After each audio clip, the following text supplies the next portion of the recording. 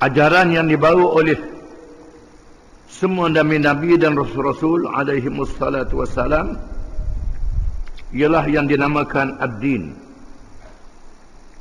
iaitulah firman Allah Ta'ala, inna din 'indallahi al-islam, sesungguhnya din di sisi Allah ialah Islam. Dan firman Allah Ta'ala, wa man yabtaghi ghairal islam dinan falan yuqbala minhu wa huwa fil akhirati minal khasirin. Dan sesiapa yang berpegang, yang mencari, yang menuntut lain daripada Islam sebagai din, maka dia tidak diterima, dan di akhirat kelak termasuk di kalangan orang-orang yang rugi. Yang dimaksudkan dengan ad-din bukan agama saja, bukan agama saja, walaupun diterjemahkan dalam bahasa kita dengan agama. Dalam bahasa asing yang perkataan agama mengikut bahasa masing-masing.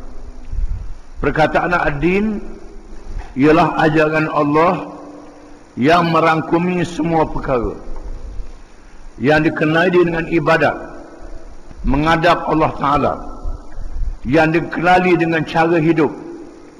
Sama ada cara hidup itu makan minum kita, pakaian kita, termasuklah berumah tangga atau berkeluarga, berjalan, termasuk di dalamnya politik, termasuk di dalamnya ekonomi, termasuk di dalamnya segala undang-undang, sama ada undang-undang negara dalam negeri ataupun undang-undang antarabangsa.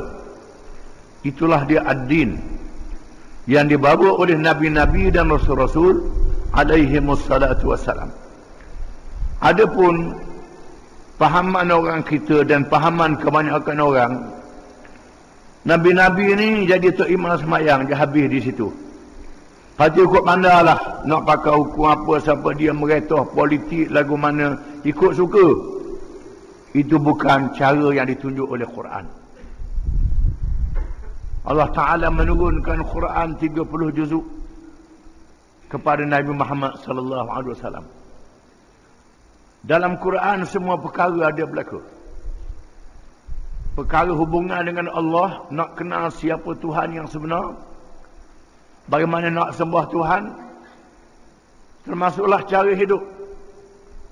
Dan Quran menceritakan bagaimana Nabi Nuh menghadapi Al-Malak. Al-Malak ini ialah pemimpin raja-raja.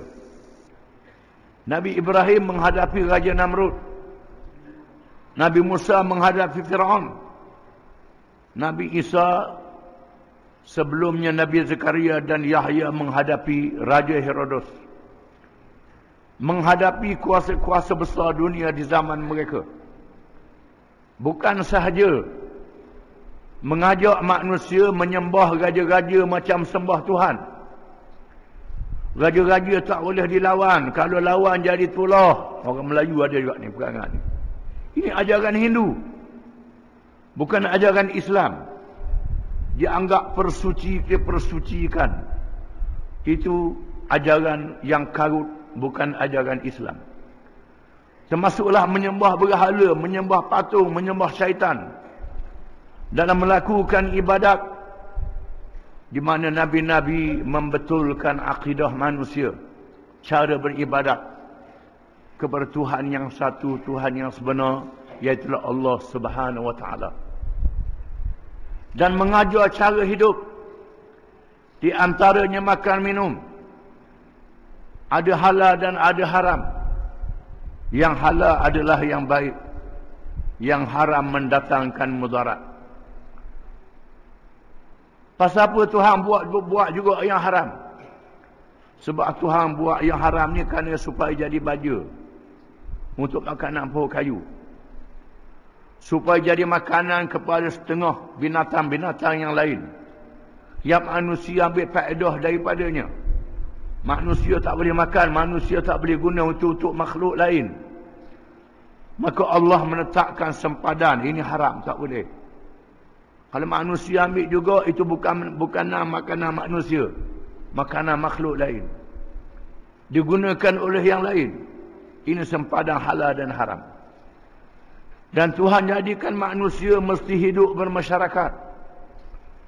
Manusia ni walaupun pada zahirnya lemah, mereka ada akal. Mereka ada roh. Mereka ada kelebihan. Dia beri ilmu. Dan supaya mereka boleh memakmurkan bumi, maka ada politik, ada ekonomi. Ada undang-undang dalam negara, ada undang-undang antarabangsa. Maka Allah menurunkan kitab yang diwahyikan kepada nabi-nabi dan rasul-rasul alaihi wassalatu wassalam. Mengajak nabi-nabi dan rasul-rasul itu memerintah raja-raja di zaman masing-masing mengikut syariat Allah supaya manusia hidup dalam keadaan betul, memakmurkan bumi ini. Ini tujuannya. Maka di sana ada manusia yang lantik patung jadi Tuhan. Syaitan jadi Tuhan. Ada manusia yang membuat undang-undang sendiri. Peraturan sendiri. Padahalnya yang diharamkan itu tak banyak.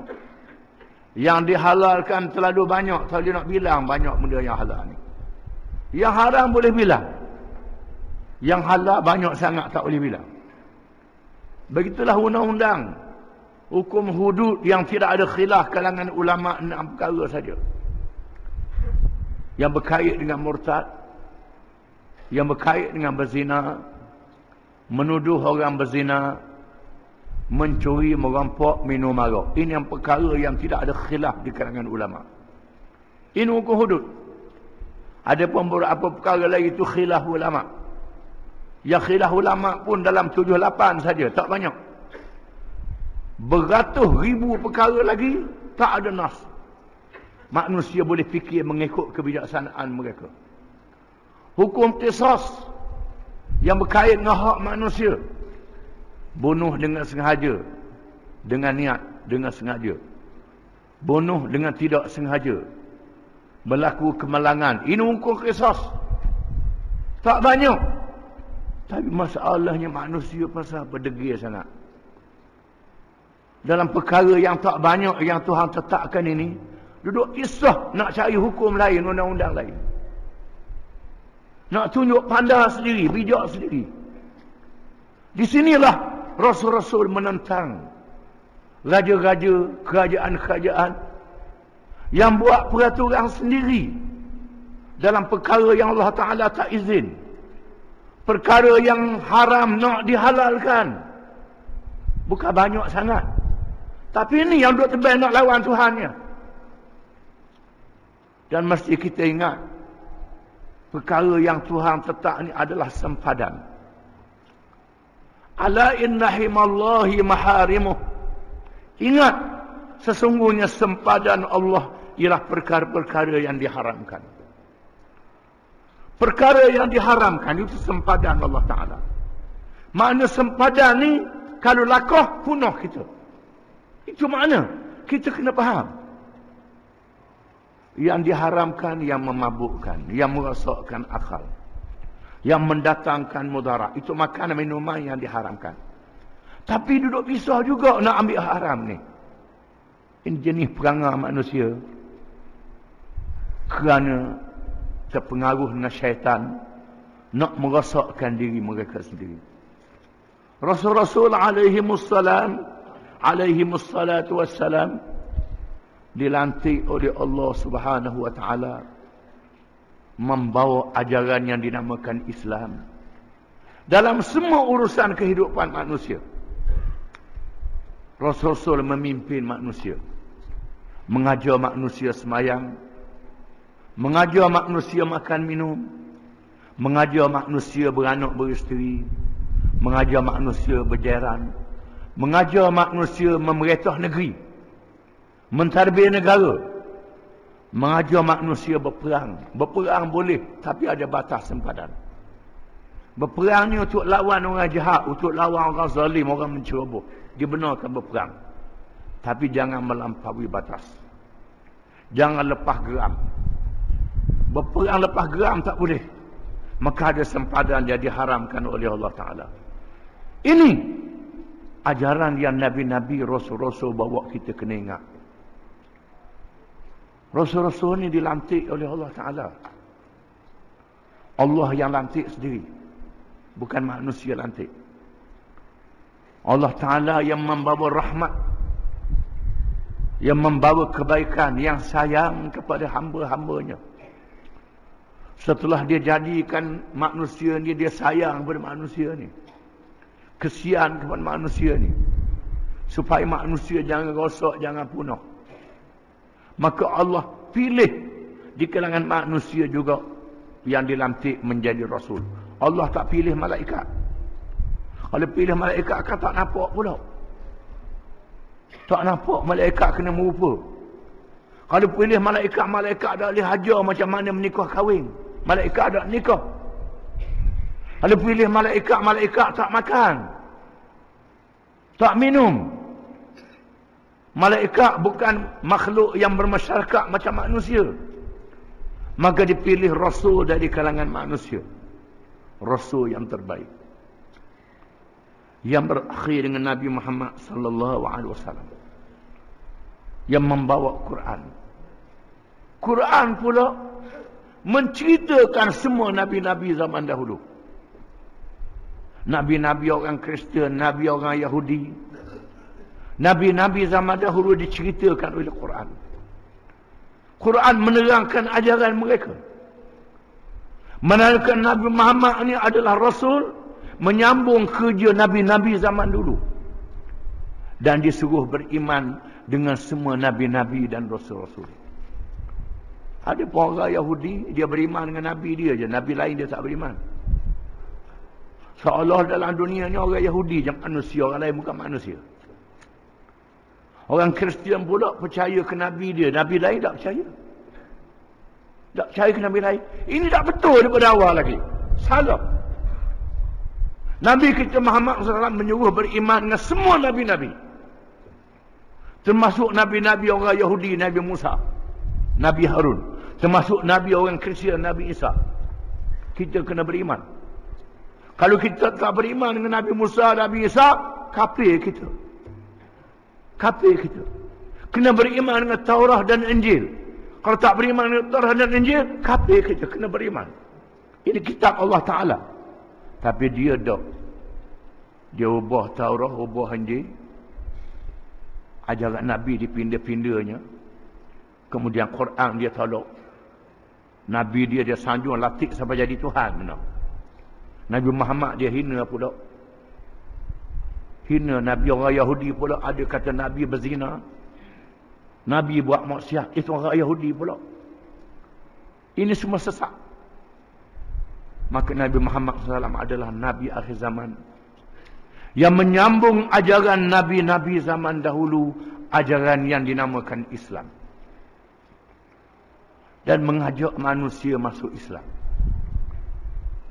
Oleh kerana Islam ni makna dia menyerah diri kepada Allah. Itu makna Islam. Menyerah diri dengan ikhlas. Kalau paksa tak ikhlas. Kalau mu tak masuk Islam, aku bunuhmu.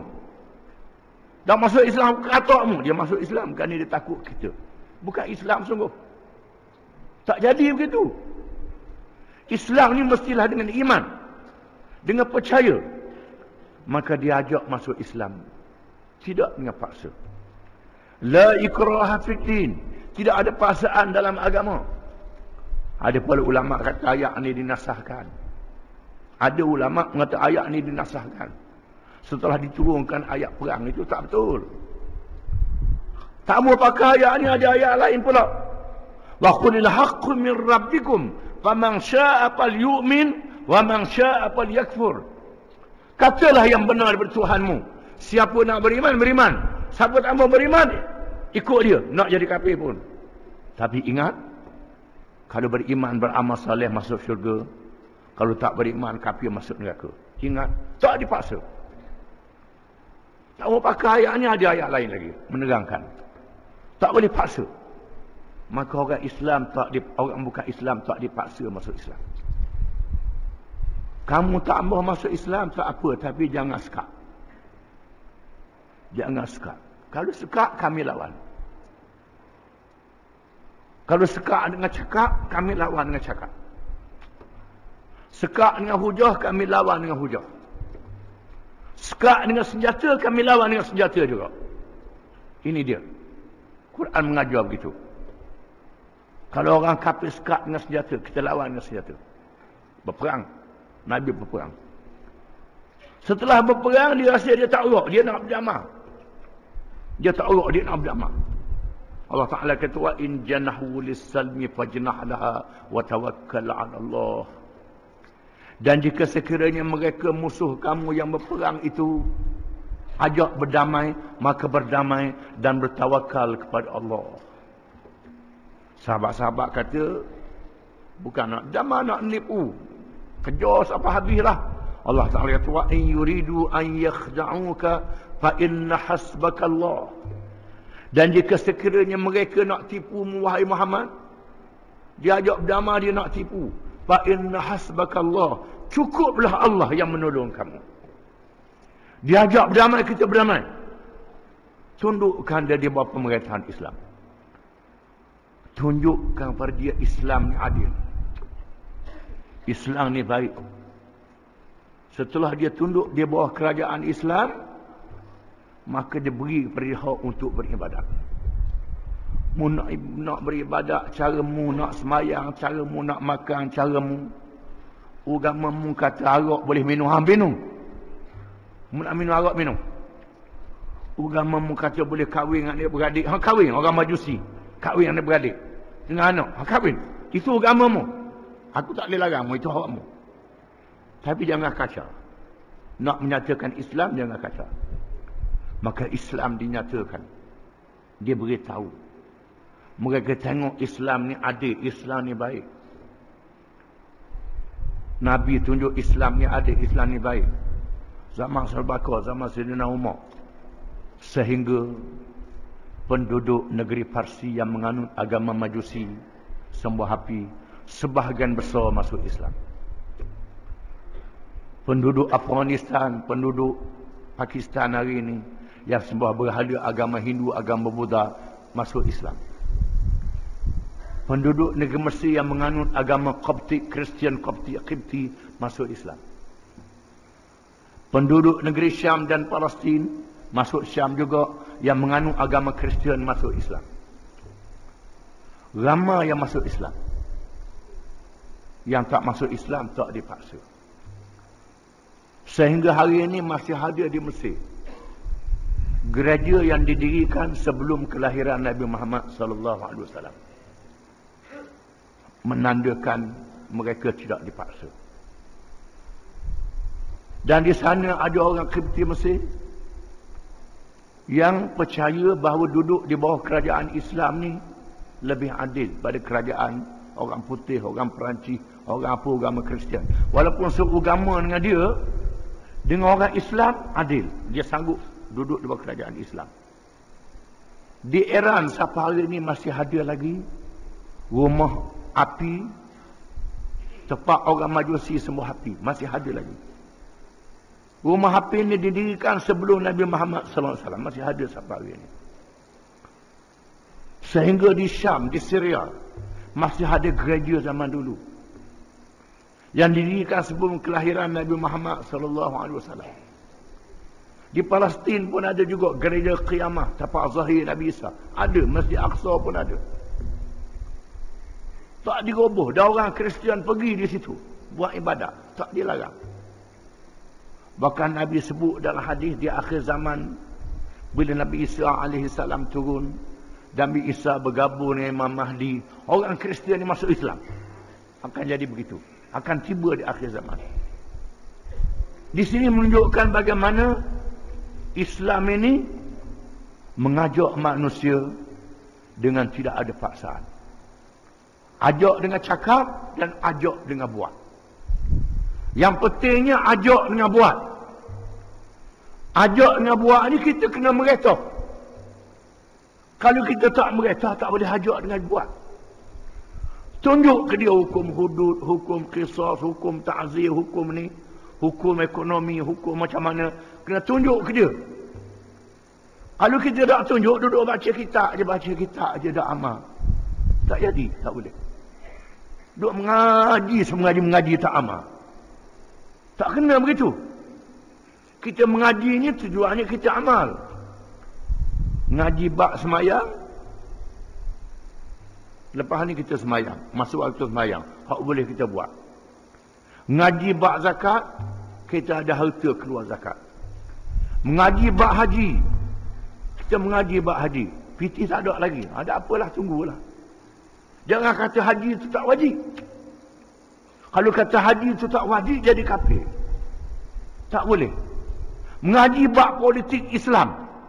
Nabi merintah begini-begini. Jangan kata politik tak ada dalam Islam, jadi kafir juga. Macam kata haji dia, tak ada haji tak wajib lah.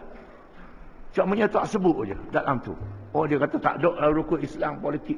Nikah ada dalam rukun Islam. Tak ada nikah dalam rukun Islam. Dan nikah apa? Apa nikah? Nikah ada rukun Islam. Jual beli ada rukun Islam. Banyak rukun Islam ni yang tak disebut sesa. Disebut 5 perkara saja. Perkara yang tak disebut itu ada dalam 2 kalimah syahadah. Ada dalam rukun-rukun iman. Salah satu daripada yang tak disebut. Termasuklah perkara yang sunat. Perkara yang haram. Yang sunat tak boleh dihina. Contohnya, dia beritahu bahawa Nabi suruh kerak kuku. Nabi suruh makan dengan tangan kanan. Dia kata, karuk hak Nabi kata ni, jadi kafir. Walaupun sunat je jadi kafir, jangan main-main. Kita nafikan benda sunat hak Nabi kata, jadi kafir, jadi murtad. Jangan main-main, tak boleh. Ini menandakan termasuk dalam 2 kalimah syahadah. Maknanya membatalkan 2 kalimah syahadah. Inilah dia Islam. Islam ni bukan saja tolak agama Hindu, tolak agama Buddha, tolak agama Kristian, tolak agama Yahudi. Termasuklah tolak nasionalis, tolak kapitalis, tolak sosialis, tolak pragmatis. Tolak segala teori-teori yang berkait dengan politik, dengan ekonomi, dengan pendidikan, dengan apa saja yang bercanggah dengan Islam, hendaklah ditolak. Inilah makna la ilaha illallah. Tidak ada Tuhan yang layak disembah melainkan Allah. Menolak yang lain daripada Allah. Menolak lain daripada Allah ni ialah yang zat dia yang disembah. Sifat dia yang kita percaya. Hukum syariat dia yang kita pegang. Yang lain daripada Allah mesti ditolak. Itu la ilaha illallah. Itu maknanya yang kita kena faham. Inilah menunjukkan bahawa ajaran Nabi-Nabi dan Rasul-Rasul adalah terang dan nyata. Jelas menentang sebarang bentuk syirik pada zat, pada sifat, pada af'al, pada semua perkara yang menjadi milik Allah Subhanahu wa ta'ala. Wallahu a'lam.